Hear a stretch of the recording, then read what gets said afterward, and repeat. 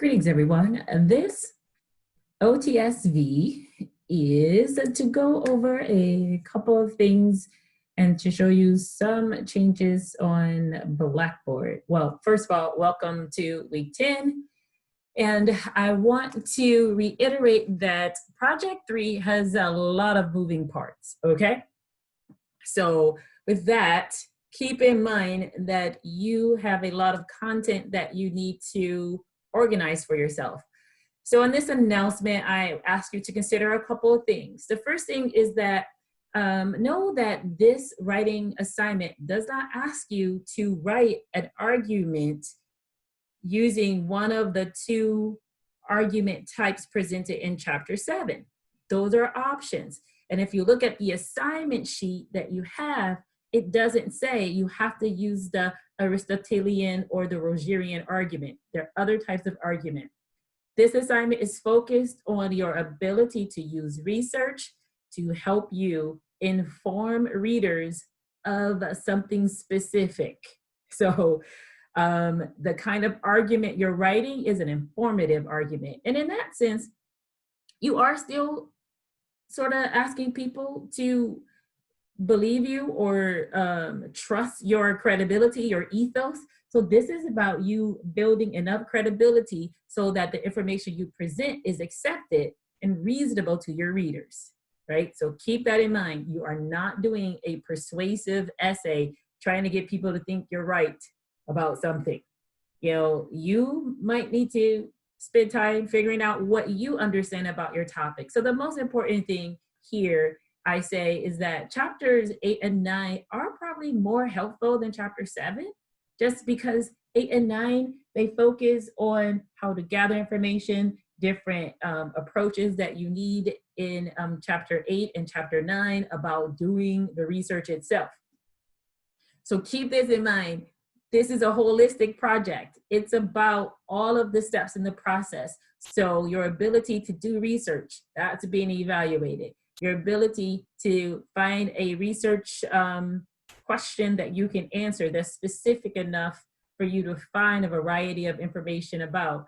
Your ability to conduct and use different research methods, chapter 9, and many of the mini lessons are about research techniques. That's what's being evaluated here. And then how you can bring all that stuff together, your research skills using an,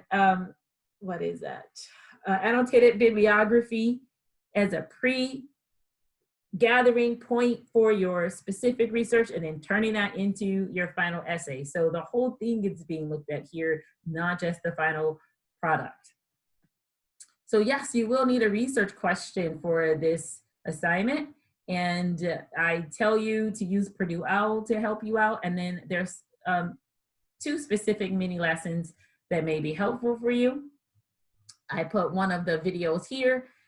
There are several different videos because I don't really know how to speak this need for a research question one way for everyone. So when you look at these mini lessons, there are other options to help you think through, in addition to the content in chapters 8 and 9 about how to create a research question.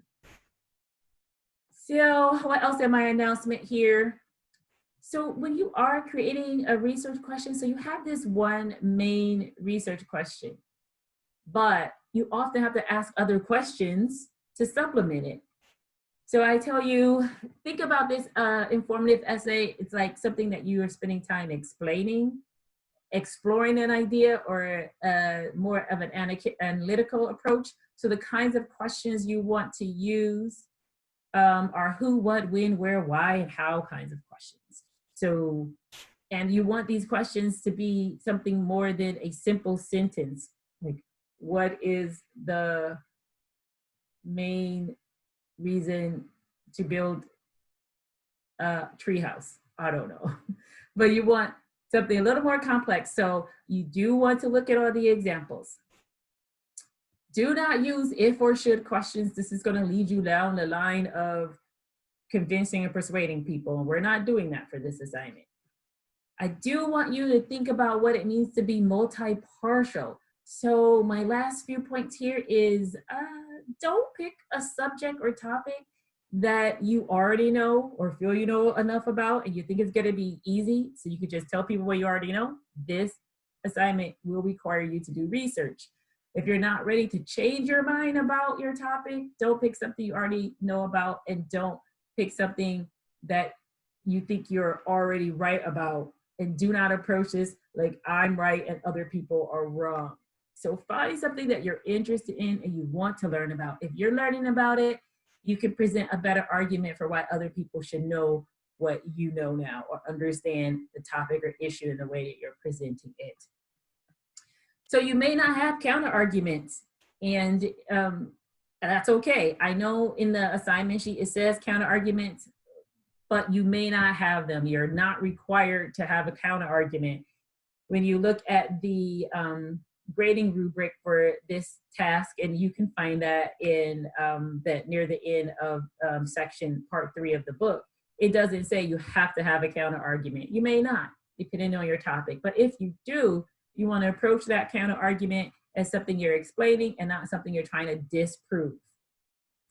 Okay, so the information literacy toolkit, that is going to help you with specific information managing tools to practice for this type of research-based writing. And then you also have the mini lessons to give you support to chapters 8 and 9. So use them. Yep, and that's all I got. So that's my on the spot for this last major project. You do have one other assignment after this, but nothing is going to be as big and demanding as Project 3. So I hope you ask questions, and maybe I'll see some of you during office hours this week.